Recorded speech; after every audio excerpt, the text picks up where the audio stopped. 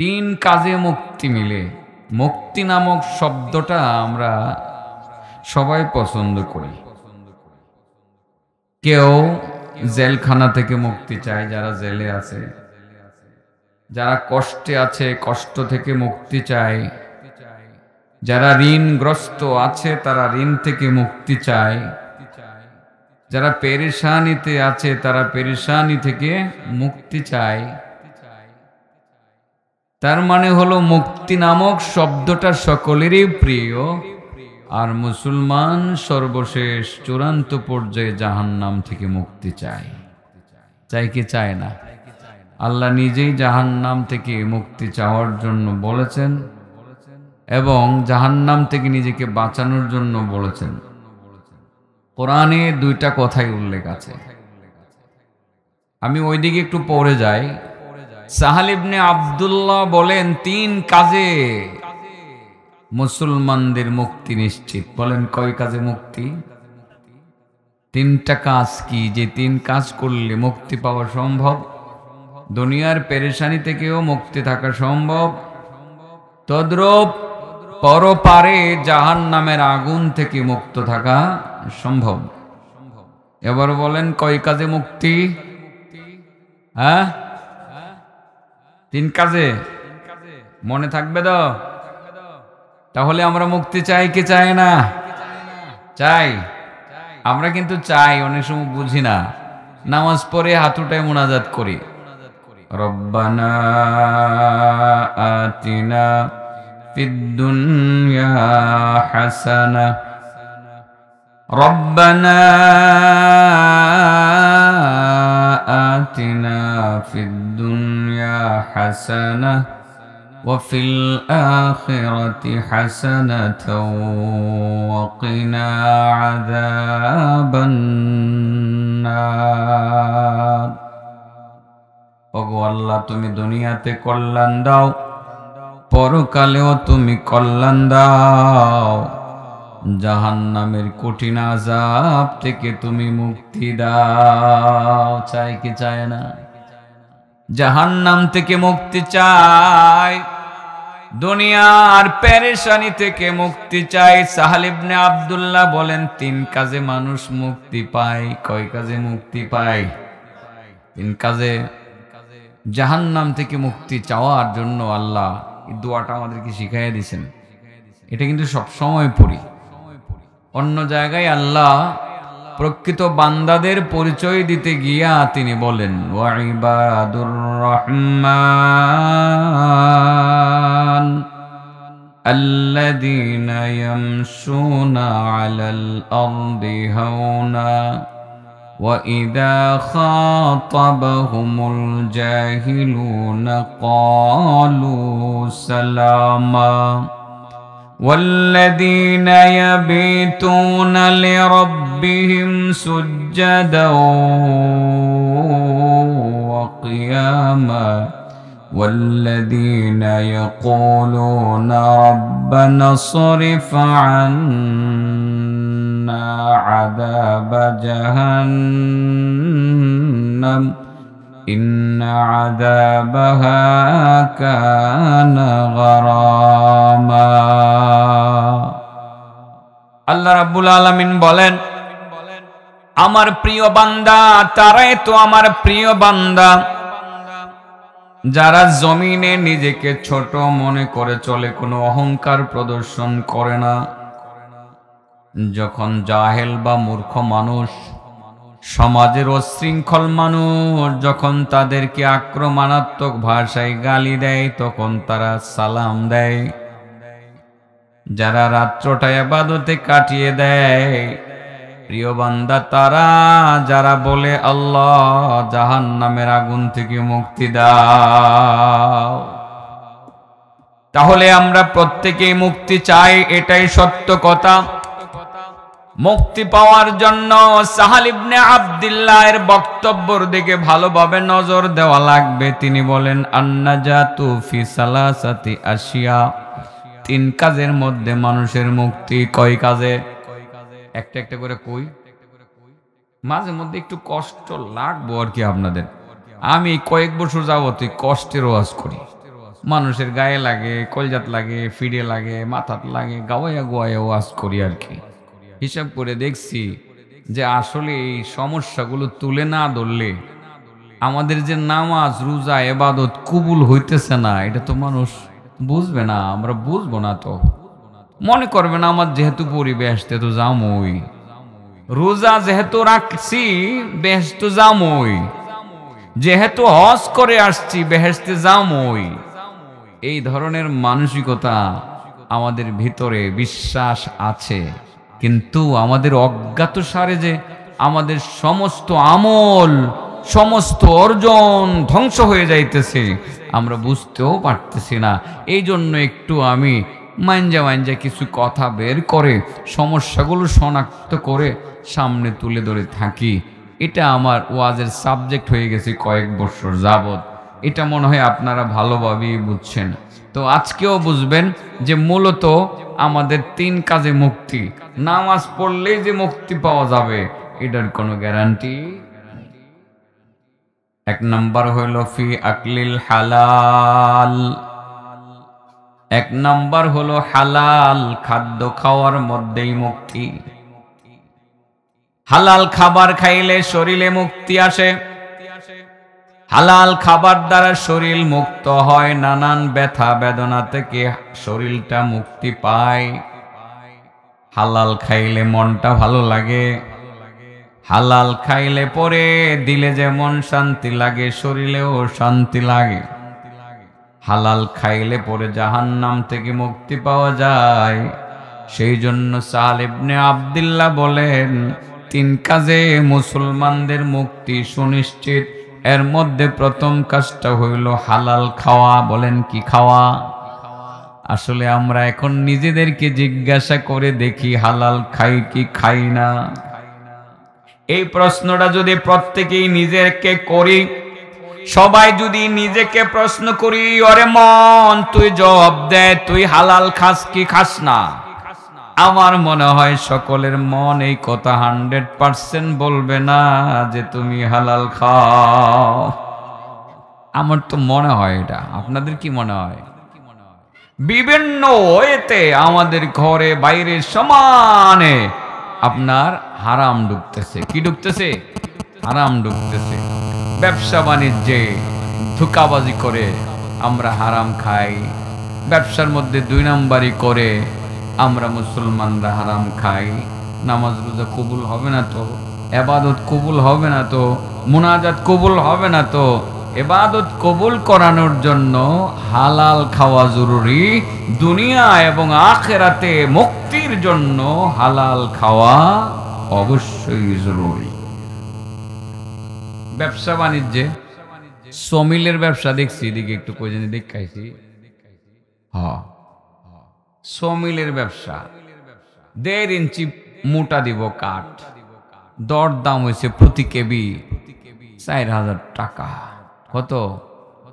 পরে মাত্র 2 সুতা করে কম দিয়ে দিল 200-300 কেবির মধ্যে। মোটামুটি 10-12 কেবি কবিয়া জায়গা না? হ্যাঁ, এই যে 2 সুতা কম দিয়ে দিল, 2 ইঞ্চি কম দিয়ে দিল, 2 সুতা কম দিয়ে দিল, এর দ্বারা যে মানুষকে ঠগাইয়া যে পয়সাটা কামাই করলো, পয়সাটা কি হালাল হইলো না হারাম হইলো? এই যে হারামটা খাইয়া আপনি হজ করতে গেলেন, হজ কি কবুল হবে? এই হারামটা খাইয়া শুক্রবার দিন যে পিরিজপুর বাজারে জুমার নামাজটা পড়তে গেলেন, সেটা কি কবুল হবে? ফজরের নামাজ যে আপনি জামাতে পড়তে গেলেন, সেটা কি কবুল হবে? হবে না। তাইলে বোঝা গেল ইবাদত কবুল হওয়ার জন্য হালাল দরকার, আর হালাল খাইলেই মুসলমানদের মুক্তি নিশ্চিত, নচেত মুক্তি পাওয়া সম্ভব না। এটা শুধু আমি সমিলের ব্যবসার কথা বললাম। মুরগির ব্যবসার মধ্যে কি এরকম 2 নম্বরই নাই? আছে না নাই? আছে। মুরগির ব্যবসা, এটা কেমন মুরগির ব্যবসা? ওজনে কম দেওয়া মুরগির ব্যবসার মধ্যে ওই যে পোল্ট্রি মুরগি আছে না, এটা 10 টাকা কেজিতে কম রাখে, কিন্তু দেখা যায় যে ভদ্রলোক ওজনে 200 গ্রাম কম দেয়। আছে?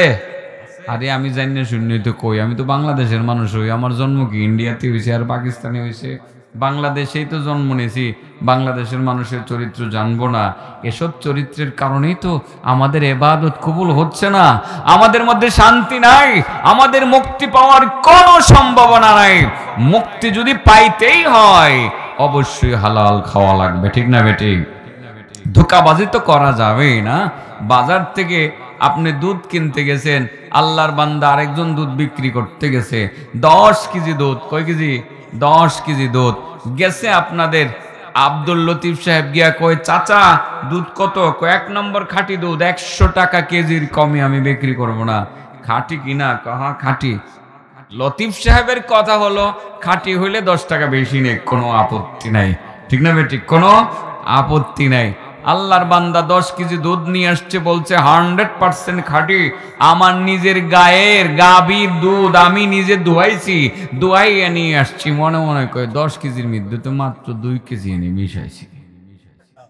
মনে মনে কয় বেশি হইলে এনে বাটপারি হইতো, বেশি তো বেশি মিশায় নাই, মাত্র 2 কেজি 200 টাকা বেশি বিক্রি করে। বড্ড খুশি। ফিরোজপুর বাজারে দুপুরবেলা বিক্রি কইরা চিন্তা করলো, নামাজটা এখানে আদায় কইরা যায়। নামাজটা আদায় কইরা পান একটা মুখের মধ্যে লইয়া চিবাইতে চিবাইতে বাড়ির দিকে রওনা দিছে। আল্লাহ রাসূল বলেন, আল্লাহর বান্দা তুমি তো মুসলমান দাবি করতেছ, তুমি মুসলমান দাবি করতেছ, ধোঁকাবাজি করে 200 টাকা বেশি বিক্রি করলা, আরো 10 টাকা করে কেজিতে বেশি নিলা, আরো 100 টাকা, 300 টাকা তুমি ধোঁকাবাজি করে কামাই করলা। তুমি মুসলমান, নামদারি মুসলমান, তুমি সত্যিকার মুসলমান নও, তুমি আস্থা একটা মালাউন। কিউন?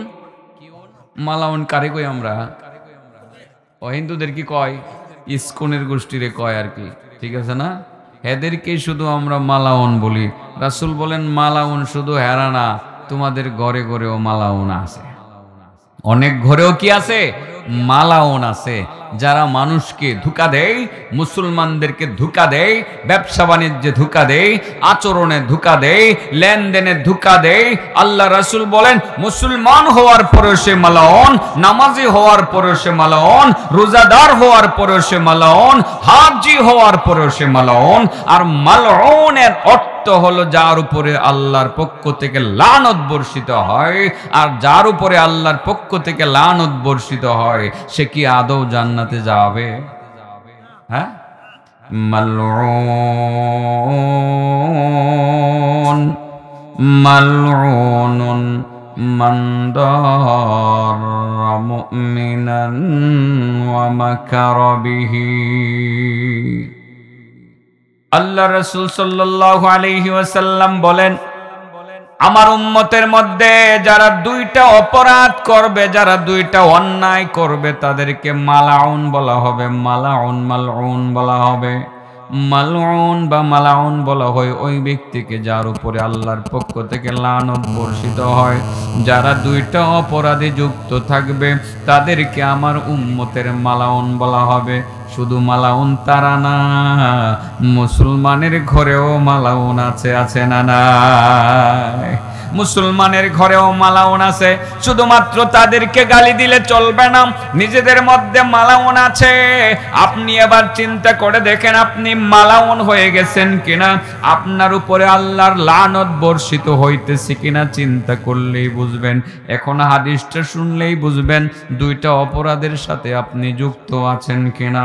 1 নাম্বার হলো মান দারা মুমিনান ওয়া মাকারা বিহি।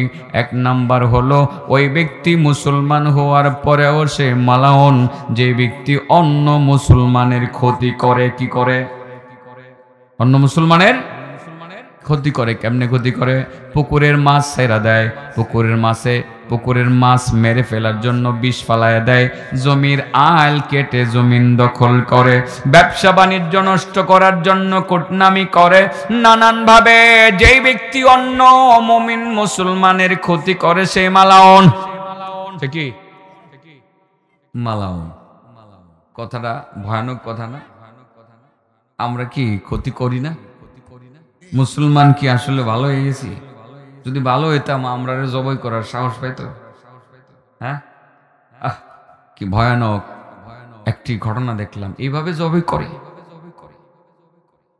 শহীদ আলিফকে যেভাবে মারা হয়েছে, এই সাহসটা পাইল কোথায়? মুসলমান আমরা দুর্বল হয়ে গেছি, ইমান ভালো নেই, আমাদের অনেকে মালাউন হয়ে গেছে। মালাউন, আল্লাহ লানত বর্ষিত হইতেছে আমাদের অনেকের উপরে। পরস্পরে একে অপরের ক্ষতি করি, মুসলমানের ক্ষতি করি, আরেকজনের ব্যবসায় ক্ষতি করি, আরেকজনের মেয়ের বিবাহ শাদীতে ভাঙ্গনি দেয়, আরেকজনের ছেলের বিবাহ শাদীতে ভাঙ্গনি দেয়। এটা আমাদের অভ্যাস হয়ে গেছে। আমার নবী কি জিন্দেগিতে কোনো মানুষের ক্ষতি করেছেন? এই যে হেল্পফুল ফুজুল সংগঠন যুবকরা করছে, আমার নবীর সংগঠন, এটা দিয়ে শুধু মানুষের উপকারই করছে, শুধু উপকারের জন্যই সংগঠনটা বানানো হয়েছে। সবাইকে সঙ্গে নিয়ে রাসূল সাল্লাল্লাহু আলাইহি সাল্লাম এই সংগঠনটা প্রতিষ্ঠা করেছিলেন। তো এই সংগঠনই তো বলে দেয় যে আমার নবী সাল্লাল্লাহু আলাইহি ওয়াসাল্লাম তার জীবদ্দশায় কখনো কোনো মুসলমানের ক্ষতি করবেন দূরের কথা, কোনো কাফেরের ক্ষতিও করবেন। আর যারা অন্য মুসলমানের ক্ষতি করে তারা কি বলেন? মালাউন বলেন কি? আচ্ছা, আগের কথা কি ভুলে গেছেন? হ্যাঁ, কয় কাজে মুক্তি? 1 নম্বর কিসে মুক্তি? হালালে মুক্তি। বলেন 1 নম্বর কিসে মুক্তি? হালালে মুক্তি। ভালোভাবে ওয়াজ শুনবেন, আজকে থেকে ওয়াজ শুনে আমল করবেন, নাইলে ওয়াজ শুনে লাভটা কি? মানুষ ভাবছিলাম মাগরিবের পরে পাইতাম না, মানুষ তাহলে ওয়াজ বাড়াই করুন লাগবো। ভাবছিলাম ঘন্টা খানিকের কম করবো, এখন 1 ঘন্টা 10 মিনিট করলে আপনাদের কোনো আপত্তি নেই তো? হ্যাঁ, এশার নামাজের পরে বয়ান আছে অনেক দূরে, তো সেখানে হয়তো আধা ঘন্টা লেটে যাবো, টেলিফোন করে বলে দেবো যে আমার মহব্বতের এলাকায় এখানে 1 ঘন্টার কমে ওয়াজ না করলে, 1 ঘন্টার কমে ওয়াজ করলে এরা মানবে না। এটা বলে দেবো, বলে দিয়া কিছু ওয়াজ আজকে করবো, তবে মনে রাখেন একবারে সুইলালামো, লবণ লাগাই দেবো, সারাসারি নেই। চরিত্র উন্মোচন করতে হবে, তো চরিত্র উন্মোচন করতে হবে। মুসলমানের ক্ষতি করে সে মালাউন। সে কি? মালউনুন মান দারা মুমিনান ওয়া মাকারা বিহি। রাসূল বলেন 2টা অপরাধে যারা সংশ্লিষ্ট, যারা জড়িত, তারা মুমিন নামদারি হওয়ার পরেও তারা মালাউন, মুসলমান নামদারি হওয়ার পরেও তারা মালাউন। 1 নম্বরে যারা অন্য মুমিন মুসলমানের ক্ষতি করে, আর 2 নম্বরে যারা মাকারা বিহি, অন্য মুমিন মুসলমানের সাথে ধোঁকাবাজি করে, প্রতারণা করে। 1.5 ইঞ্চি কাঠ দিবে বলে যারা 2 সুতা কম দেয়, নিজের গাভীর খাঁটি দুধ বলে যারা পানি মিশাইয়া দুধ বিক্রি করে, যারা পুকুরের রুই মাছকে নদীর রুই মাছ বলে মিথ্যা কথা বলে প্রতারণা করে যারা বিক্রি করে, ওই সমস্ত লোকদেরকে বলা হয় ধোঁকাবাজ। যারা মূলত অন্য মুমিন মুসলমানকে ধোঁকা দিবে তারা যেমন মালাউন, আর তাদের কামাই হয়ে গেল সব কয়টা হারাম। আর হারাম খাইয়া মুক্তি পাওয়া সম্ভব না। মুক্তি পাওয়ার জন্য 3টা কাজ করা লাগবে। 1 নাম্বার কাজটা হইল হালাল খাওয়া লাগবে। কি খাওয়া লাগবে? হালাল খাওয়া লাগবে। এই হালাল যদি না খান, হারাম খান, আল্লাহ নিজেই বলেন যারা হারাম খায়, উলাইকা মা ইয়াকুলুনা ফি বুতুনিহিম ইল্লান নার। তারা তো এমন লোক, তারা মূলত দেখতেছে তারা খায়, কমলা খায়, গরুর গোশত খায়, মুরগির গোশত খায়। তারা বাহ্যিক দেখতেছে ভালো ভালো খায়, মজা খায়। আল্লাহ বলেন তারা তো দুধ কমলা খায় না, দুধ কলা খায় না, মূলত তারা পেটের ভিতরে আগুন ঢুকায়। আরাম খাওয়া মানে কি ঢুকানো? আগুন ঢুকানো। আগুন জ্বালিয়ে পুড়িয়ে সারখার করে দেবে। এই হারাম খাওয়ার কিছু তরিকা আমাদের দেশে আছে, তরিকাগুলো বললাম আর কি, 2-1টা তরিকা। মিথ্যা কথা বললা, ধোঁকাবাজি কইরা, ব্যবসা বাণিজ্য কইরা খাওয়া, এটা হারাম খাওয়া। এই হারামে মুক্তি পাওয়া সম্ভব না। পাশাপাশি আরো কিছু আমাদের হারাম খাওয়ার প্রচলন আমাদের দেশের মধ্যে আসে। ওজনে কম দেওয়া, কিছু কম দেওয়া, ওজনে কম দেওয়া আছে। আরেকটা হইল এতিমের মাল আত্মসাৎ করা, এটাও হারাম খাওয়ার আরেকটা পদ্ধতি। এটা তো সমাজে খুব অহরহই চলছে। এতিমের মাল আত্মসাৎ করা। অনেকে করে না বাবা, এতিমের মাল আত্মসাৎ করে না। কিভাবে করে? এতিমের সম্পদ রক্ষিত ছিল চাচার কাছে, একটা সময় চাচা ফোল্ডি মারে, মারে কি মারে না? একটা সময় চাচা ফোল্ডি মারে, ফোল্ডি মাইরা এতিমের মাল আত্মসাৎ করে। আল্লাহ রাসূল সাল্লাল্লাহু আলাইহি ওয়াসাল্লাম বলেন, যারা এতিমের মাল আত্মসাৎ করবে, আল্লাহ রাসূলের হাদিস থেকে পরিষ্কার বোঝা যায় তারা হালাল খাবার খাইলো না, হারামি খাইলো, পেটের ভিতরে আগুনও তারা ঢুকাইলো, এবং ওইসব লোকের ইবাদত আল্লাহর দরবারে মোটেও কবুল হবে না। আমাদের সমাজে বেধিগুলো আছে। অনেক সময় দেখা যায় যে সম্পদ মেরে দেওয়া, তার মানে আত্মসাৎ করা। বোনের সম্পত্তি ভাই আত্মসাৎ করে, ভাইয়ের সম্পত্তি আরেক ভাই আত্মসাৎ করে। আছে না নাই সমাজে? আছে না নাই? কত কত বোন আছে বাবার সম্পত্তি থেকে ভাগ নিতে চায় না, বাধ্য হয়ে ভাইয়ের কাছে আসে, ভাইয়া 10 লক্ষ টাকা আমি তোমার কাছে পাবো, বা 20 লক্ষ টাকা আমি পাবো। বাবার সম্পত্তি তুমি যা পাইবা আমি তোমার অর্ধেক তো পাবো ভাই, 20 লাখ টাকার সম্পত্তি পাবো। নেব না ভাই, তোমার কাছে আজকে একটা আবেদন নিয়ে আসছি। তুমি তো ভাই অনেক লেখাপড়া আমাদেরকে করাইছো, অনেক যত্ন করছো ভাই, আমার একটা মাত্র ছেলে লেখাপড়া করতে চায় না। তোমার বোন জামাই, আমার স্বামীর অবস্থা বড় খারাপ, স্বাস্থ্য খারাপ, ব্যবসা বাণিজ্য করতে পারে না, বাধ্য হয়ে ছেলেটাকে একটু সৌদি আরব পাঠাইতে চায়, মাত্র 5 লক্ষ টাকা লাগবে ভাই, আমি 20 লক্ষ টাকা পানা আছি, আমাকে 20 লক্ষ দেওয়া লাগবে না, 5 লক্ষ টাকা তুমি আমাকে দিয়ে দাও, তোমার ভাইগনাটারে সৌদি আরব পাঠায় দেখি সংসারটা আমি কোনো রকমে চালাইতে পারি। ভাই চোখ উল্টাইয়া দিল, আর ভাবি তো বলেই দিল, তুমি কিন্তু কোনোদিন আর আমার বাড়িতে আসবা না, এতদিনই আসছো বাবার বাড়ির ভাগ নেওয়ার জন্য, তুমি কিন্তু আর কোনোদিন আমার বাড়িতে আসবা না। এই যে মনটা খারাপ করে চোখের পানি ফেলে দিয়ে বোন চলে গেল স্বামীর বাড়িতে, আর বলল, ভাই আজকে যদি আমার আব্বা বেঁচে থাকতেন তুমি এইভাবে আমাকে বাড়ি থেকে বিতাড়িত করতে পারতে না, আজ যদি আমার মা বেঁচে থাকতো তাহলে তুমি আর তোমার স্ত্রী মিলে অপমান করে বাড়ি থেকে বের করতে পারতা না। এইভাবে যখন কান্না করতে করতে বোনটা চলে যায়, আর তুমি হারাম সম্পদ নিয়ে বড্ড খুশি, কোটি কোটি টাকার মালিক হয়ে গেলা, মসজিদ বানাইলা, মাদ্রাসা বানাইলা, এবং জনগণের কল্যাণে কাজ করলা, রাস্তাঘাট বানাইলা, কালভার্ট বানাইলা, এতিম দুঃখীর পিছনে তাদের সাহায্য করার জন্য দাঁড়িয়ে গেলা। আল্লাহ রাসূল সাল্লাল্লাহু আলাইহি ওয়াসাল্লাম বলেন, না, তোমার সম্পদে হারাম ঢুকে গেছে, বোনের সম্পত্তি তুমি মানে আত্মসাৎ করেছো, হারামের মিশ্রণ হয়ে গেছে, এই হারাম খাইয়া এই হারাম শরীর নিয়ে তুমি জান্নাতে যেতে পারবে না, তোমার মুক্তি সম্ভব না, তোমাকে জাহান্নামে দেওয়া হবে। বলেন কয় কাজে মুক্তি? 1 নম্বর কি খাওয়ার মধ্যে? হালাল খাওয়ার মধ্যে। এবার বলতে পারেন কেমনে খাইতাম হালাল?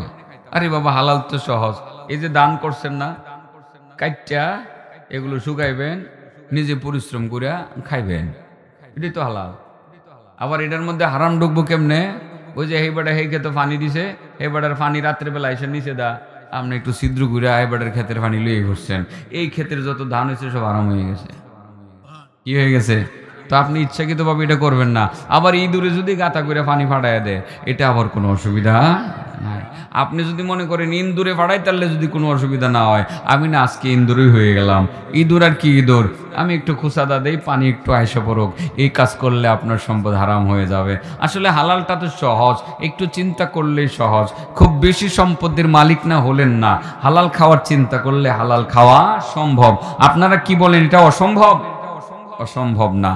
তাহলে আমি মূল আলোচনায় যাই, অনেক কথাই বলা হয়ে গেছে, আমি শেষ তো আমাকে করতে হবে। প্রথম বিষয়টাতে যদি আমি অনেক সময় নিয়ে যাই, তাহলে হয়তো বাকি 3টা পয়েন্ট আমি বলতে পারবো না। আবার নতুন করে বলি, সাহাল ইবনে আব্দুল্লাহ বলেন কয় কাজে মুক্তি? 1 নম্বর কি খাওয়ার মধ্যে? এবার বলেন, সুদ খাওয়া হালাল না হারাম? হ্যাঁ, সুদ খাওয়া অন্য সাইডে দেওয়া। সুদ খায় যদি কেউ মনে করে জাহান্নাম থেকে মুক্তি পাবে, আদৌ কি পাবে? পাবে না। সুদ করে আপনাদের এলাকায় থাকার কথা না। আলেম উলামা বাড়তেছে, মাদ্রাসা বাড়তেছে, এবং মাদ্রাসার ছাত্র জাগির রাখতেছেন, আপনারা খাওয়াইতেছেন। সুদের ব্যবসাটা আপনাদের এলাকায় খুব একটা বেশি থাকার কথা না। তারপরে গোপনে গোপনে কেউ কেউ সেই ব্যবসায় জড়িত থাকতে পারেন। সেই জন্য সুদখোরের শাস্তি নিয়ে তো 2-4টি কথা আমাকে বলতে হবে, একটু বলেই ফেলি। আল্লাহ আল্লাহ, তুমি আমাদেরকে হেফাজত করো। কঠিন শাস্তির কথা হাদিসে উল্লেখ আছে, কঠিন শাস্তির কথা উল্লেখ আছে। হাদিসটা তো মনে হয় বরাবরই আপনারা শুনেছেন, আমার কাছ থেকে শুনেছেন। আমি এই বিষয়টা আজকে আবারও রিপিট করতে চাই। আসলে রিপিট করার নির্দেশনা আছে, বলা হয়েছে এই বিষয়ে কিছু বলার জন্য, সেই জন্যই বলতেছি। এমনিতেই তো বলতেছে না, কিছু তাগিদ এলাকা থেকে তাগিদ বা তাকাজা আসে বলার জন্য, সেটা বলি। রাসূল করিম সাল্লাল্লাহু আলাইহি ওয়াসাল্লামের সাহাবী সামুরা ইবনে জুনদুব রাদিয়াল্লাহু তাআলা আনহু থেকে বর্ণিত, সামুরা ইবনে জুনদুব রাদিয়াল্লাহু তাআলা আনহু বলেন, রাসূল করিম সাল্লাল্লাহু আলাইহি ওয়াসাল্লাম ফজরের নামাজ শেষ করলেন। ফজরের নামাজ শেষ করে সাহাবায়ে কেরামদের দিকে ঘুরে বসলেন। কি বসলেন? ঘুরে বসে বলেন, এই তোমরা কি কেউ কিছু বলবা আজকে? স্বপ্ন টপ্ন বলবা? সাহাবায়ে কেরাম বলেন, ইয়া রাসূলুল্লাহ, আজকে আমরা কোনো স্বপ্ন বলবো না। আল্লাহ রাসূল বলেন, বুঝছি, অন্যদিন তোমরা স্বপ্ন বলো আর আজকে তোমরা স্বপ্ন বলবা না, তার মানে হলো তোমরা দেখো নাই, আমি দেখছি। মানে আমার স্বপ্ন আজকে তোমরা শুনবা, শুনবানি আমার স্বপ্নটা। সাহাবায়ে কেরাম বলেন, ইয়া রাসূলুল্লাহ, আপনার স্বপ্নটা তো অবশ্যই শুনবো। রাসূল বলেন, দেখো আমি খুব দ্রুত বলছি, এটা পুরোটা বলবো না, আমি পুরোটা বলবো না, দ্রুত বলছি, বলার তাগিদ আছে। রাসূল বলেন, দেখো গত রাত্রে আমার কাছে দুইজন লোক আসছে, তাদের পরিচয় জানি না, একেবারেই তারা অপরিচিত। আমার দুই হাতে ধরছে, আমার দুই হাতে ধরে আমাকে নিয়ে চলতে শুরু করেছে। কোথায় তারা যাবে, কোন জায়গায় গিয়ে থামবে, এরকম নির্দিষ্ট কোনো গন্তব্য বা ঠিকানা তারা আমার কাছে বলেনি। চলছে তো চলছে। একটা পর্যায়ে তারা আমাকে বাইতুল্লাহ শরীফে নিয়ে গেছে। কোথায় নিয়ে গেছে? একটা পর্যায়ে এমন একটা জায়গাতে আমাকে নিয়ে গেছে, সেখানে দেখি কিছু পানি দেখা যায়। কি দেখা যায়? এই পানি দিয়ে তারা উজু করলো, আমাকেও উজু করতে বলল। তারা 2 রাকাত নামাজ পড়লো, আমাকেও 2 রাকাত নামাজ পড়তে বলল। তারা 2 রাকাত নামাজ পড়লেন, আমিও 2 রাকাত নামাজ পড়লাম, কিন্তু তাদের পরিচয় জানি না, তাদের পরিচয় জানি না। চললাম, আরো অনেকটুকু রাস্তা অতিক্রম করলাম। সামনে গিয়ে দেখি একজন মানুষ সোজা হয়ে দাঁড়িয়ে আছে, তার মাথার উপরে আরেকজন কোরাল নিয়ে দাঁড়িয়ে আছে। কি নিয়ে দাঁড়িয়ে আছে? কোরাল। কোরাল চিনেন? কোরাল দিয়ে গাছ কাটে, কিন্তু এখন গাছ কাটবে না, মাথা কাটবে। মাথার মধ্যে কোরাল দিয়ে কোপ দিলে অনেক আরাম লাগবে। ভয়ানক শাস্তি। কি শাস্তি? ভয়ানক শাস্তি। চাচা, গুরুত্ব দিয়ে তো শুনতেছেন, একটা কথা জিগামু, হ্যাঁ সাহস করে বলেন। বলেন, তো সাহস করেন। কয় কাজে মুক্তি? 3 কাজে। কয় কাজে মুক্তি? 1 নম্বরে কি খাওয়ার মধ্যে? হালাল খাওয়ার মধ্যে। এটা মাথায় রাখেন, এটা জিগামু লাস্টে। ইমরান, কয় কাজে মুক্তি? 1 নম্বর কি খাওয়ার মধ্যে? হালাল খাওয়ার মধ্যে। মাথায় রাখতে হবে। সুদ খাওয়ার শাস্তি বলতেছি, সুদ খাওয়া হালাল না হারাম? হারাম। আল্লাহ রাসূল সাল্লাল্লাহু আলাইহি সাল্লাম বলেন, তারা দুইজন আমাকে নিয়ে চলতে শুরু করলো। একটি জায়গায় গেলাম, সেখানে গিয়ে দেখি একজন লোক দাঁড়ানো আছে, আর একজন লোক তার মাথার উপর একটা কোরাল নিয়ে দাঁড়ানো আছে। মাথার উপরে কোরাল ধরে দাঁড়ানো আছে। সেই কোরাল দিয়ে মাথার মধ্যে এমন ভাবে কোপ দিতে আছে, তার মাথাটা দ্বিখণ্ডিত হইয়া কোরাল চোয়াল পর্যন্ত এসে পৌঁছতেছে। কোরালটা যখন ওঠানো হয়, তার মাথাটা জোড়া লেগে যায়, আবার কোপ দিলে পরে আবার দ্বিখণ্ডিত হয়ে যায়। চলছে, অবিরাম চলছে। রাসূল তাদেরকে ডেকে বললেন, বন্ধুরা তোমরা কারা? পরিচয় তো দিলা না, এই লোকটার পরিচয়টা দিয়ে দাও, যে লোকটার মাথার মধ্যে কোরাল দ্বারা কোবানো হইতেছে। সাথী বন্ধু দুইজন বললেন, ইয়া রাসূলুল্লাহ, দয়া করে আর একটু সামনে অগ্রসর হন, কিছুক্ষণ পরে আপনার কাছে সব কিছু বিস্তারিত বলে দেওয়া হবে। আরেকটু সামনে অগ্রসর হলেন। আরেকটু সামনে অগ্রসর হয়ে দেখতে পাইলেন একজন মানুষ একটা জাসিমের মধ্যে বড় আরাম করে শুয়ে আছে। তার মাথা বরাবর আরেকজন লোক দাঁড়ানো আছে। হাতের মধ্যে বড় একটা পাথর দেখা যায়। ওই পাথর দিয়ে এমন ভাবে তার মাথার মধ্যে আঘাত করে, তার মাথা চূর্ণ বিচূর্ণ হয়ে যায়। পাথরটা যখন অনেক দূরে চলে যায়, সরে যায়, ওই পাথরটা কুড়াইতে গেলে পরে তার মাথা আবার জোড়া লেগে যায়, আবার আক্রমণ করলে পরে আবার মাথা গুড়া গুড়া হয়ে যায়।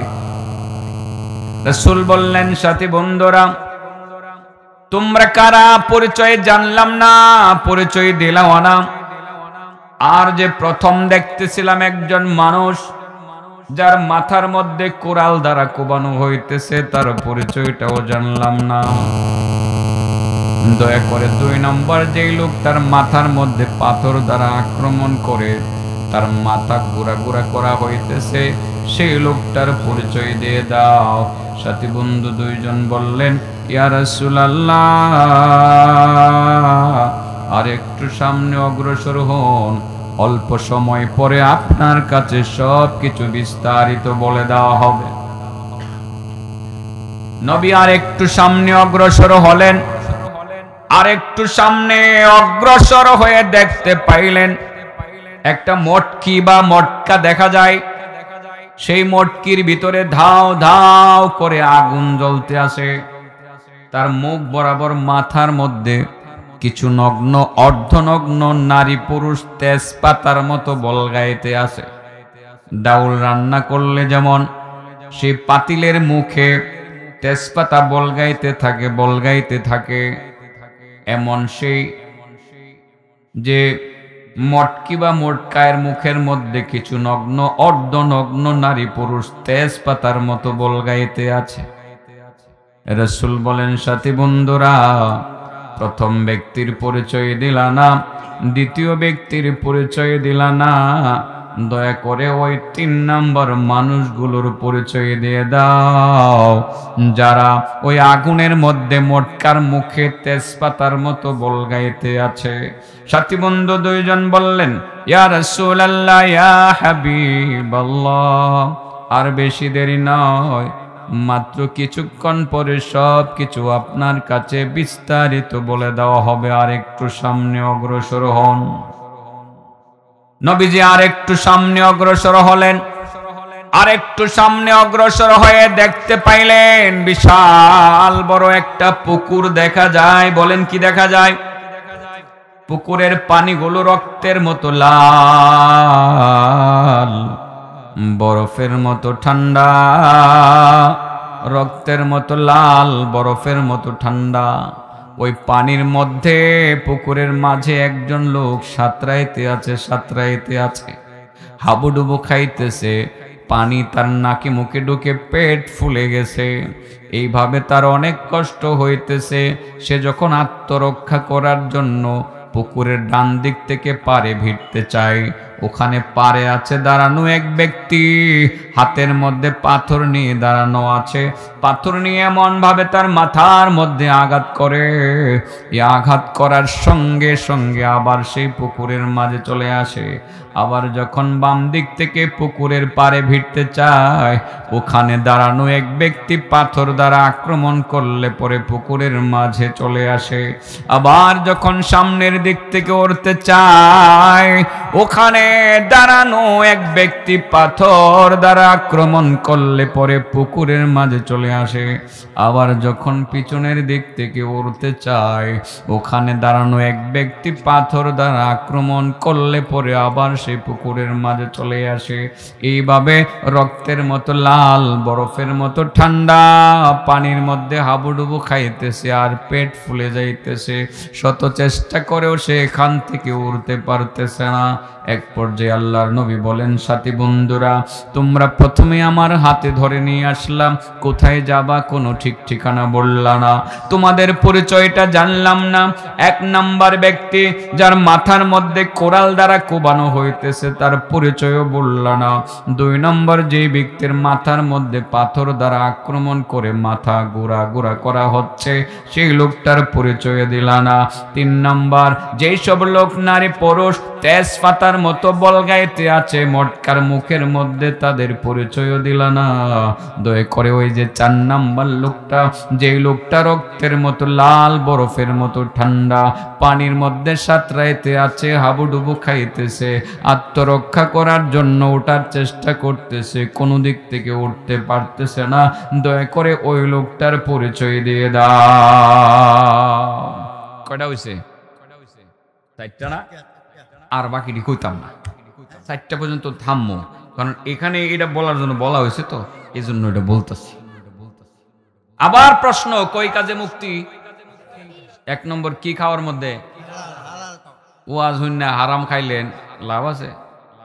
ওয়াজটা বড় ভালো লাগছে আজকে, ওয়াজটা ঠিকই পছন্দ হয়েছে, কিন্তু খাওয়ান খান হারাম, লাভ হইব? কোনো লাভ হইতো না।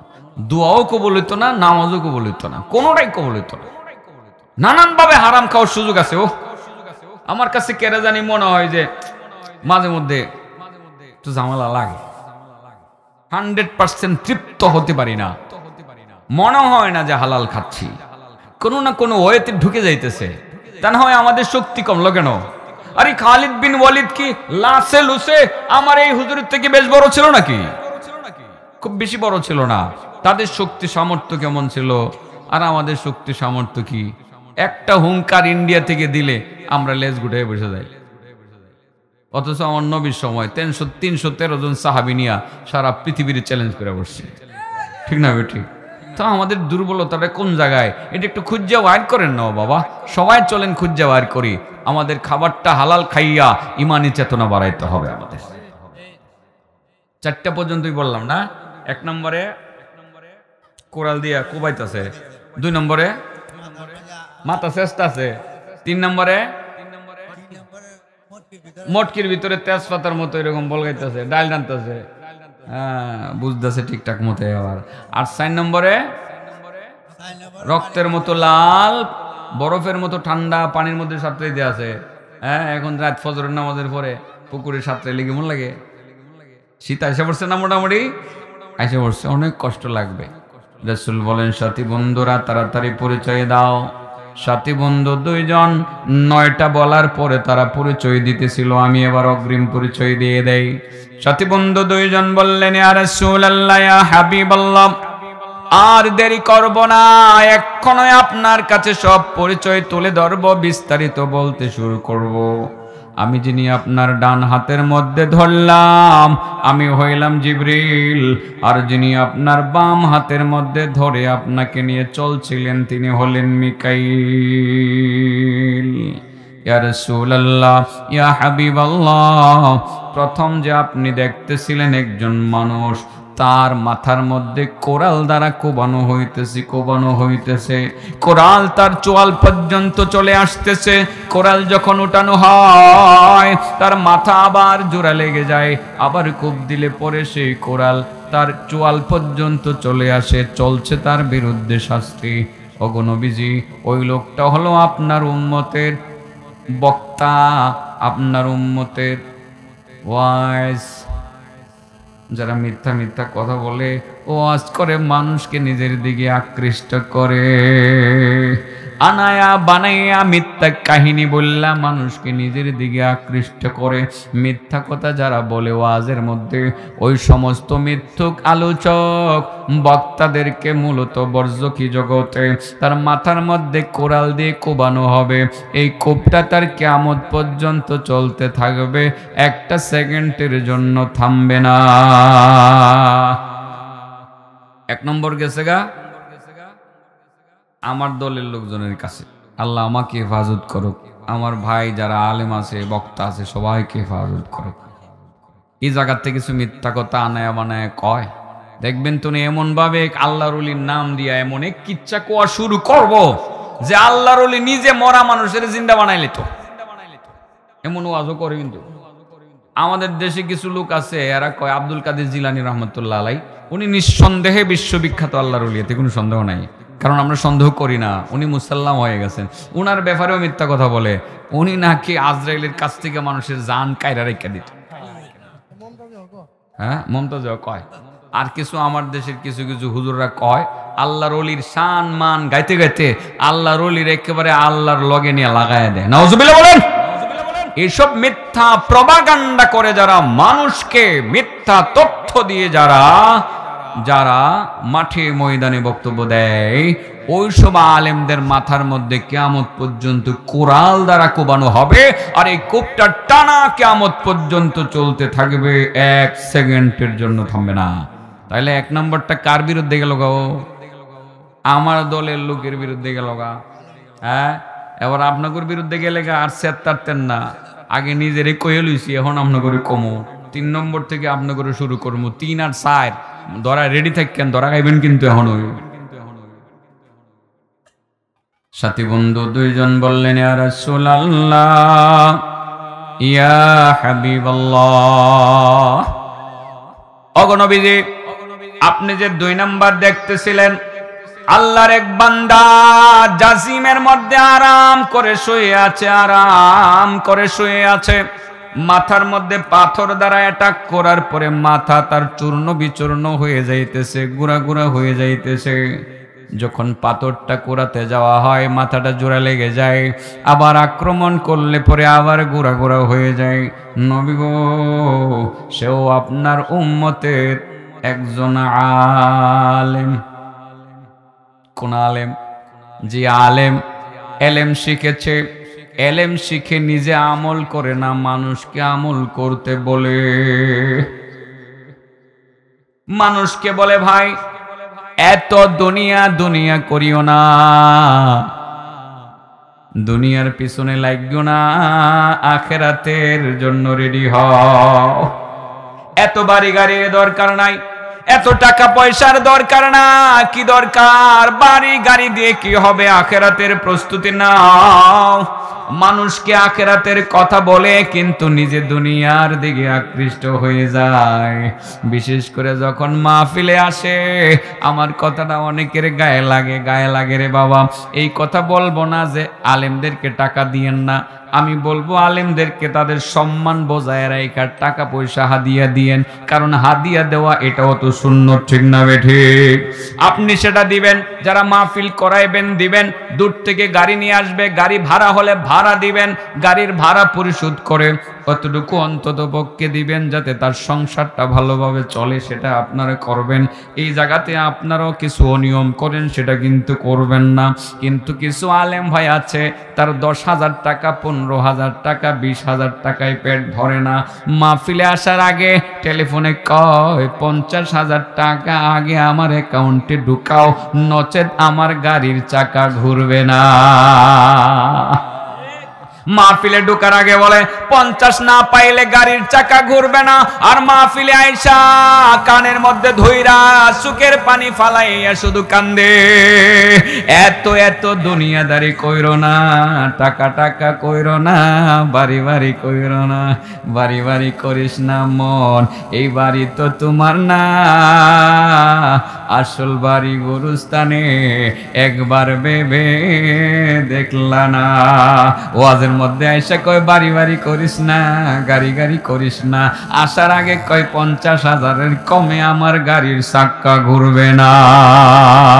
ওই সমস্ত মৌলবী যারা আছে, আলেম তথা কথিত আলেম যারা আছে, যারা মানুষকে ঈমান আমলের কথা বলে, মানুষকে এলেম শিখায়, মানুষ আমল করে কিন্তু নিজেরা আমল করে না, এদেরকে বলা হয় আলেমে বেআমল। ওই সমস্ত আলেমে বেআমলদেরকে মূলত একটা জাজিমের মধ্যে আরাম করে শুয়াইয়া তার মাথা পাথর দিয়ে শেষা হবে, শেষা হবে, তার মাথা গুড়া গুড়া গুড়া গুড়া করা হবে, আবার পাথরটা কুড়াইতে গেলে আবার জোড়া লাগবে, আবার গুড়া গুড়া করা হবে। বরজকি জগতে কিয়ামত পর্যন্ত টানা ওই কাঠমোল্লার বিরুদ্ধে এই শাস্তিটা চলতে থাকবে, একটা সেকেন্ডের জন্য থামবে না। একটু করা হয়ে গেছে গা, হ্যাঁ জানি না, দেহারা দিব সাইরা আর আমার বিরুদ্ধে লাগবো আবার হেরা, যারা 50, 50, 60, 70 কমে আইতে চায় না। আরে বাবা, এই কথা তো আগেই বলছি, আমি সবসময় বলে আসছি, এত দরকার কি? আর আপনারাও খারাপ হয়ে গেছেন। ভাইরাল বক্তা দরকার, লাগক না 1 লাখ, এরপরে দিতারেন না, সকালবেলা টাকা ভাড়াইতারেন না, পরে বেড়ায় না। কথার কথা বিভিন্ন জায়গায়, গতবার জানি ওইদিকে যে পিরোজপুর কোন জায়গা জানি, সকালবেলা ফোন দিছে গতবার আগের বার, বেটা টাকা ভাড়াই দেন, নাইলে আইতাম না। হেরাও ক যে টাকা ভাড়াইতে পারতাম না, না আইলে না আইন। এরকম মাঝে মধ্যে করেন। আপনাদেরকে একটা পরামর্শ দেই বাবা, আসলে যে যে কাজ করে, বুঝি তো আমি, হয়তো আপনাদের এখানে অনেক পুরনো, আমি নিয়মিত আসি, হ্যাঁ বুঝি, সত্যি একটা লোককে যখন আপনি সেই চুয়াডাঙ্গা থেকে আপনার এখানে আসবে, এই লোকটা একটা গাড়ি নিয়ে আসবে, যদি 1010 টাকা গাড়ি ভাড়া হয়, এত কষ্ট করে এসে সে আবার ফিরে যাবে, সে কিন্তু পরের দিন কোনো কাজ করতে পারবে না। আপনি একটু ইনসাফ করে, যাতে সংসার নিয়ে চলতে পারে, চিকিৎসা লাগে, ইনসাফ করে যদি কিছু টাকা দেন, আরো 10,000 টাকা বেশি দেন, আপনার এমন কি ক্ষতি হয়ে গেল? মানুষের কাছ থেকে তো চাঁদা করে নিয়ে দিচ্ছেন, হাদিয়া হিসাবে আপনি দেন না, আপনি দেন। তো এরকম কিছু যারা চায় না, এদেরকে অনেক সময় দিতে চায় না, আর এরা এক সময় কঠিন হয়ে কয় আমি 50 না পাইয়া যাইতাম না। যদিও তারা অন্যায় করতেছে, এটা দায়ের গুণ হতে পারে না, আমি জাস্ট বোঝানোর জন্য বলছি, এটা দায়ের গুণ হতে পারে না যে 50 না পেয়ে যাবে না। তো আপনি একটু চিন্তা রাখবেন, মাথায় রাখবেন, আপনি কথাটা এইভাবে চিন্তা করবেন যে হাদিয়া দেওয়াটা সুন্নাত, এটা দিয়ে দেই। সেও বড় ধরনের চুক্তি থেকে নিজেকে বাঁচাতে পারলো, আর আপনিও হাদিয়া দিয়া আপনি সুন্নত পালন করে আপনি নেকি কামাই করতে পারলেন। এটা কি মন্দ বলছি? মন্দ বলি নাই, যদিও এগুলো আসলে মাইকের সামনে বলা উচিত না, এসে যায় বলে ফেলি, কিছু সময় মানে এভাবেই চলে যায়। এটা একটু ছেড়ে দিয়েছিলাম, আবার মুখে কথাগুলো বের হইতেছে। বাবারা এইদিকে খেয়াল রাখবেন, সবাই সবসময় খেয়াল রাখবেন। আপনারা যুবকদেরকে বলে আয়োজন করো, যার যার ওই খরচ অনুপাতে দূর থেকে আসছে তাকে ওইভাবে একটু সম্মান, একটু ইজ্জত করার চেষ্টা করবা, এটা তোমাদেরকে বলে দিই।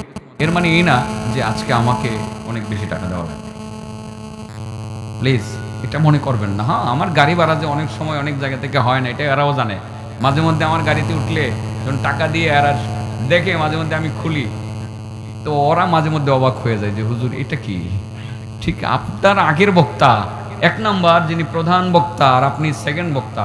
প্রধান বক্তা যদি 60 হয় তো আপনার 5,000 কেন? হাসে ওরা। আমি বলছি অসুবিধা নাই, আরেকটাই যদি যাইতে পারি এটা পুরাটাই লাভ, এটা পুরাটাই লাভ, অসুবিধা নেই। হ্যাঁ, আমাকে দেওয়ার জন্য বলছি না, এটা সামগ্রিকভাবে বলছি। মাঠে তো কাজ করতে হবে, বা ওদেরকেও কাজ করাতে হবে, করাতে হবে না, করাতে হবে। ওদেরকে নিরুৎসাহিত করবেন না। আর ওরাও একটা উল্টা পাল্টা করে, একটা অন্যায় করে। এই অন্যায়টা হলো ওরা এমন ভাবে একটা চুক্তি করে, পাবলিককে কিন্তু ওয়াজে আইসা কি মায়াবী কণ্ঠে কান্দায়, বাড়ি বাড়ি করিস না মন, এই বাড়ি তো তোমার না, আসল বাড়ি গোরস্থানে, একবার ভেবে দেখলা না। আপনার ওয়াজ করে কান্দায় তো যা, আর হে 50,000 লয়ে যায়, এও জোর করে নেয়, না দিলে আইতো না, না দিলে খুশিতে 2 লাখ দিয়ালান, আপনি দিবেন। একজন আলেমরে যদি 10 কোটি টাকা ইচ্ছাকৃত ভাবে আপনি দিয়ালেন, এটা কি তার জন্য নেওয়া নাজায়েজ নাকি? নাজায়েজ না, সে নেবে, আপনি দিবেন, সে নিবে। করতে কই গেলাম গো, আমার দোকানে সময় যাইতেছে গা। কয় কাজে মুক্তি চাচা, কয় কাজে মুক্তি? 1 নম্বরে কি খাওয়ানোর মধ্যে মুক্তি? হালাল। মন্তাকমণি কি খাওয়ার মধ্যে মুক্তি? সুদ খাওয়া হালাল না হারাম? আর এইটা বুঝাইবার জন্যই তো গেছিলাম গা আমি হাদিসটার মধ্যে। 4 নম্বরে ধরতাছি, 3 নম্বরে আর 4 নম্বরে আমার নিজের দলের লোকের দোষী। 1 নম্বর কোরাল দিয়ে কোবাইতেছে কারে? যে মিথ্যা কথা বলে ওয়াজ নসিহত করতে গিয়া। 2 নম্বর পাথর দিয়ে চেষ্টাছে কারে? যে আলেম মানুষকে আমলের কথা বলে কিন্তু নিজে আমল করে না। আছে না সংখ্যায়? কম হলেও তো আছে, আছে না? না থাকলে তো আল্লাহর নবী আরো 1450 বছর আগে এমন কথা বলে যাইতেন না, ঠিক না বেটি? থাকবে বিদায়ী নবী বলে গেছেন, আছে, নিশ্চিত ভাবে আছে। সাথী বন্ধু 2 জন বললেন, ইয়া রাসূলুল্লাহ, ইয়া হাবিবাল্লাহ, আর যে আপনি দেখতেছিলেন একটা মটকির ভিতরে কিছু নগ্ন অর্ধনগ্ন নারী পুরুষ তেজপাতার মতো বলগাইতে আছে, দাও দাও করে আগুন জ্বলতে আছে। মটকির মাথার মধ্যে কিছু নগ্ন অর্ধনগ্ন নারী পুরুষ, তারা তেজপাতার মতো বলগাইতে আছে।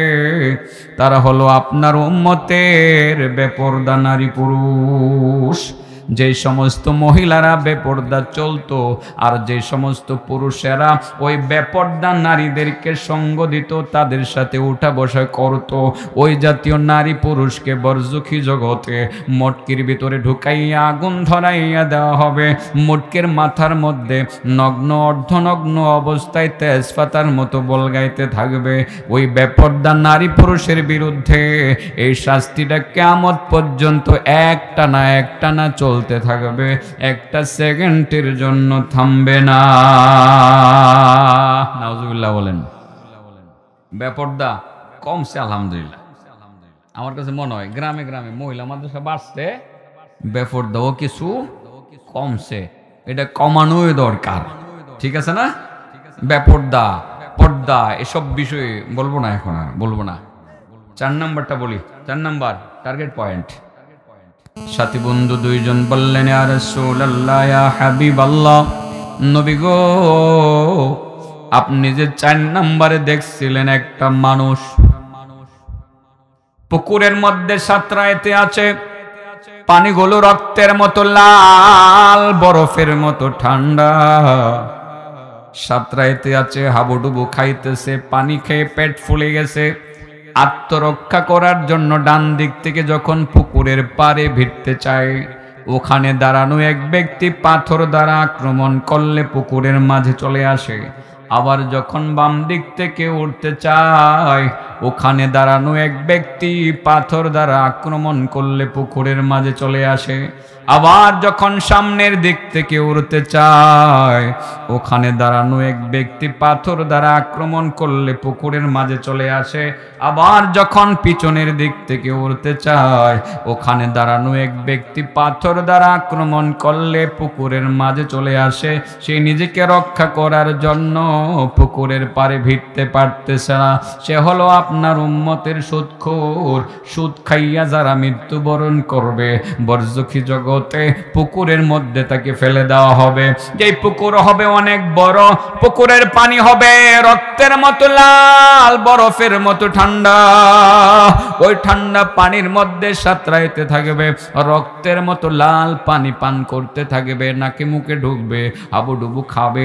শাস্তিটা তার কিয়ামত পর্যন্ত চলবে, একটা সেকেন্ডের জন্য থামবে না। সুদখোরের শাস্তি বুঝছেন? তাহলে কি সুদ নামের হারামটা খাওয়ন না ছাইরা দেওয়ন? হ্যাঁ না, আপনারা কইবেন কি এর ছাড়তাম, খাইই না।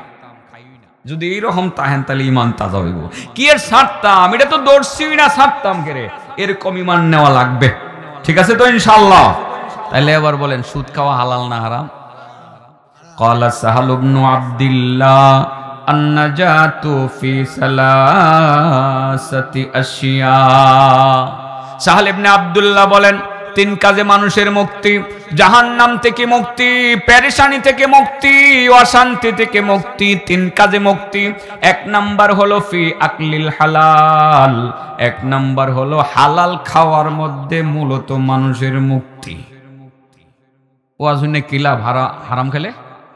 হ্যাঁ, মিছা কথা কইয়া পয়সা কামাই করেন, সুদের উপরে ব্যবসা করেন, সহজ টাকা আছে, 5 লাখ টাকা আছে, সুদের উপরে লাগাইয়া বৎসরে আরো 5 লাখ কামাই করে বাজারে মুস্তানি করে হুন্ডা লইয়া ঘুরেন।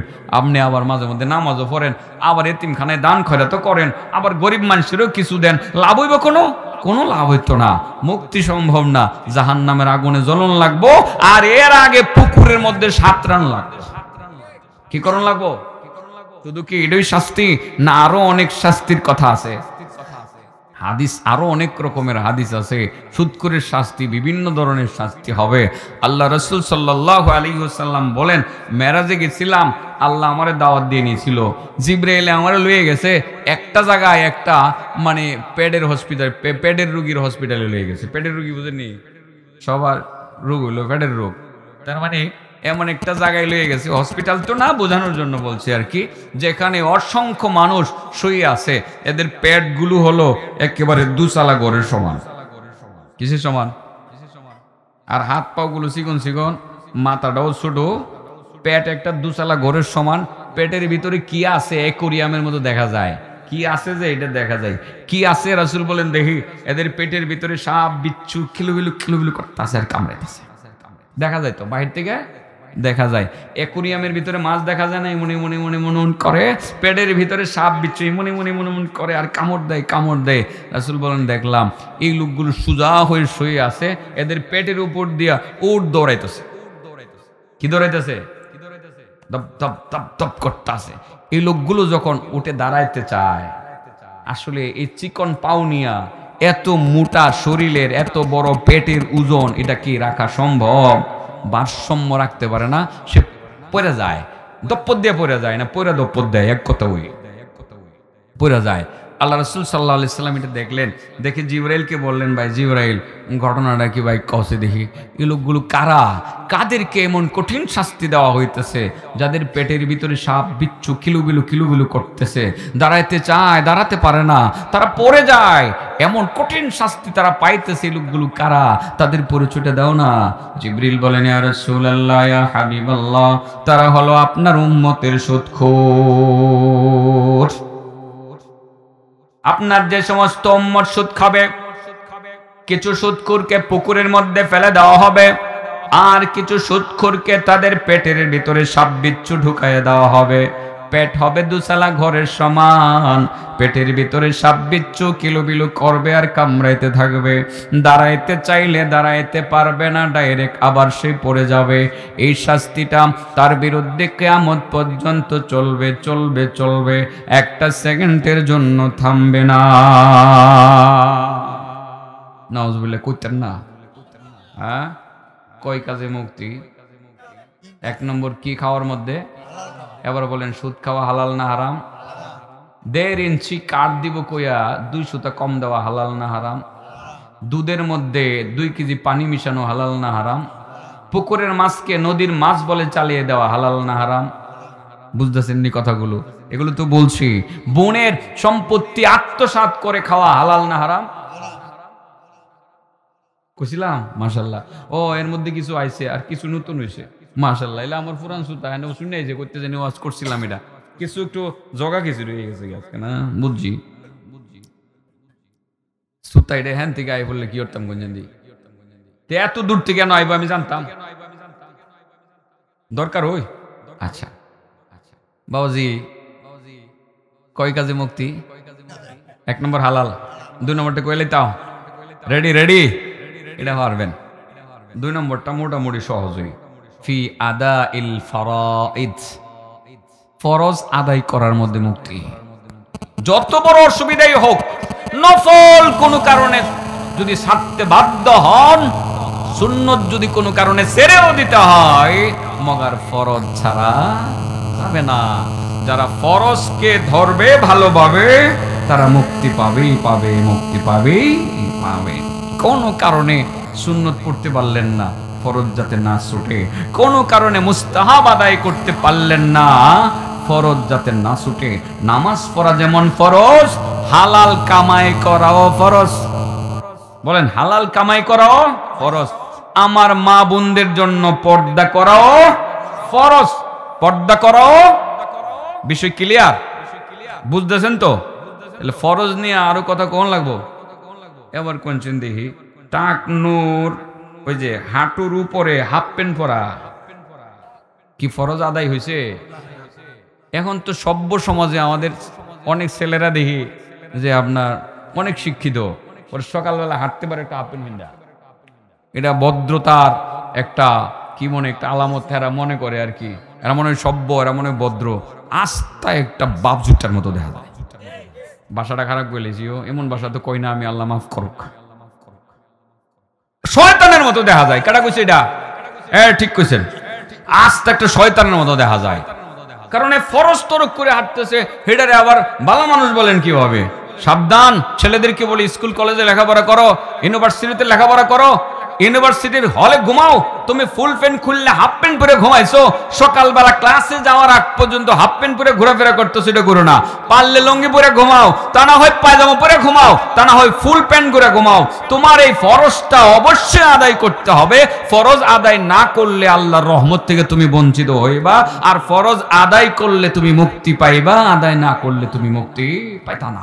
পোশাকের ক্ষেত্রেও কিন্তু ফরজ, এর দিকে খেয়াল রাখা লাগবে। রাখতে হবে কি রাখতে হবে না? মহিলাদের পর্দা করা লাগবে। পুরুষের পর্দা তো এগুলো, তারা হাঁটুর উপরে পোশাক পরবে না, হাঁটুর নিচে পোশাক পরবে, নাবির নিচে পরবে না, নাবির উপরে পরবে। এগুলো মনে থাকবে না ইনশাল্লাহ? মনে থাকবে। আমি শেষ করে দিব। কয়টা হলো? হ্যাঁ, দুইটা। 3 নাম্বার, এটা আরো সহজ। সাল্লাল্লাহু আলাইহি ওয়াসাল্লাম দরুদ পড়ি। সাল্লাল্লাহু আলাইহি ওয়াসাল্লাম। আজকে এই আলোচনার মধ্যে দুরুদ কম পড়ছি, বলেন সাল্লাল্লাহু আলাইহি ওয়াসাল্লাম, সাল্লাল্লাহু আলাইহি ওয়াসাল্লাম, সাল্লাল্লাহু আলাইহি ওয়াসাল্লাম, সাল্লাল্লাহু আলাইহি ওয়াসাল্লাম, সাল্লাল্লাহু আলাইহি ওয়াসাল্লাম, সাল্লাল্লাহু আলাইহি ওয়াসাল্লাম, সাল্লাল্লাহু আলাইহি ওয়াসাল্লাম। 10 বার হইছে? হ্যাঁ, সকাল বিকাল 10 বার করে পড়লেন। আজকে তো অনেক লম্বা হাদিস বলতে চাইছিলাম, দুরুদটা কম হয়েছে, এই জন্য দুরুদ কয়েকবার পড়ে নিলাম আর কি। 3 নাম্বার হলো ওয়াল ইক্তিদাউ বিন নবী সাল্লাল্লাহু আলাইহি ওয়াসাল্লাম। 3 নাম্বার মুক্তির পথ হলো আমার নবীর অনুসরণের মধ্যে। নামাজ পড়া ফরজ, কি কার মতো পড়মু? নবীর মতো। বলেন নামাজ পড়া ফরজ, কার মতো পড়মু? এখন যদি কেউ বলে যে হ্যাঁ নামাজ পড়মু, কোরআনে যেমনে বলছে, নবীর মানতাম না, হাদিস মানি না, হবে? হ্যাঁ, হবে না। এরকম কিন্তু একটা ফেতনাবাজ গ্রুপ বের হয়ে গেছে ইদানিং। তাদের নাম আহলে কোরআন। নাম কি? আহলে কোরআন। তারা কোরআন মানে, হাদিস মানে না। তাহলে নামাজটা পড়বেন কিভাবে আপনার? আল্লাহ নামাজের কথা কোরআনে বলছেন, কত রাকাত পড়া লাগবে, কত রাকাত কোন সময় কোন সূরা পড়া লাগবে, কোন জায়গায় কোন তাসবিহ পড়া লাগবে, এটা কি আল্লাহ স্পেসিফিক বলে দিয়েছেন? বলে দেন নাই। আল্লাহ বলেন যে আমার নবীর কাছ থেকে তোমরা জাইনা পড়ো, আমার নবীর অনুসরণ করো, আমার নবীর অনুসরণ করো। এটাই কিন্তু আমি তিলাওয়াত করেছিলাম। কুল ইন কুনতুম তুহিব্বুনাল্লাহ ফাত্তাবিউনি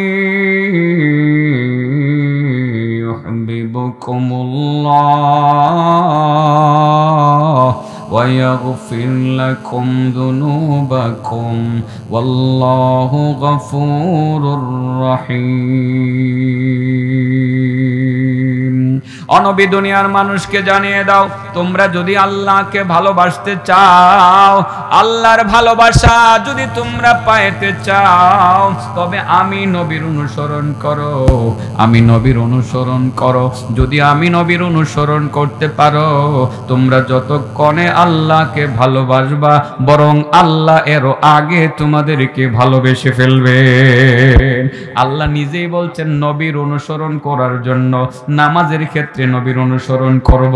আমরা ফজরের নামাজ 2 রাকাত ফরজ পড়ব নবীর তরিকা মতে, নামাজ পড়ব নবীর তরিকা মতে, পোশাক পরব নবীর তরিকা মতে, কথা বলবো নবীর মতো করে, আচরণ করব নবীর মতো করে, মানুষের প্রতি জুলুম করব না, ভালো আচরণ করব, উত্তম চরিত্রের পরিচয় দিব। যদি আমার নবীর অনুসরণ সর্বক্ষেত্রে আমরা করতে পারি, মুক্তি পাওয়া সম্ভব। বলেন কয় কাজে মুক্তি? 1 নম্বর কি খাওয়ার মধ্যে, 2 নম্বর কি আদায় করার মধ্যে, 3 নম্বর কাকে অনুসরণ করার মধ্যে। সুদখোরের শাস্তি তো শুনলেনই কিছু। সুদ খাওয়া হালাল না হারাম? হ্যাঁ, সুদখোরের শাস্তিটা কোন জায়গায় দেওয়া হইবে? পুকুরে। পানিগুলো কেমন হবে? রক্তের মতো লাল, বরফের মতো ঠান্ডা। আরেকটা সুদখোরের শাস্তি দিব কেমনে? পেটের ভিতরে সাপ বিচ্ছু কিলুবিলু করবো, ঠিক আছে না? কিয়ামত পর্যন্ত কামড়াইব। এই কথা মনে রাখবেন। আল্লাহ আমাদের সকলকে হালাল খাওয়ার তৌফিক দান করুন, হারাম থেকে দূরে থাকার তৌফিক দান করুন, ফরজগুলোর প্রতি যত্নবান হওয়ার তৌফিক দান করুন, আমার নবীর তরিকা মতে জিন্দেগি যাপন করার তৌফিক দান করুন। ওয়া আখিরু দাওয়ানা আলহামদুলিল্লাহি রাব্বিল আলামিন। আসসালামু আলাইকুম ওয়া রাহমাতুল্লাহি ওয়া বারাকাতুহু।